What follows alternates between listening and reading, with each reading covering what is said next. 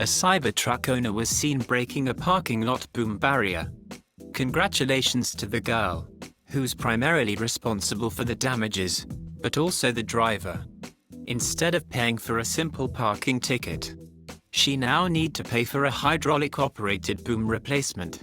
A simple boom gate install can cost anywhere from $3,000 to $10,000, and this isn't a simple boom, but an advanced one meant for large-scale parking on a commercial level. They are also looking at vandalism charges. Large parking garages tend to be owned by hedge funds who don't like their property being damaged, and neither do their very expensive lawyers. They are gonna go after them for the damages that were caused to the boom, plus the loss in revenue that this boom being out of action might have caused, which the driver agreed to as soon as they entered the garage.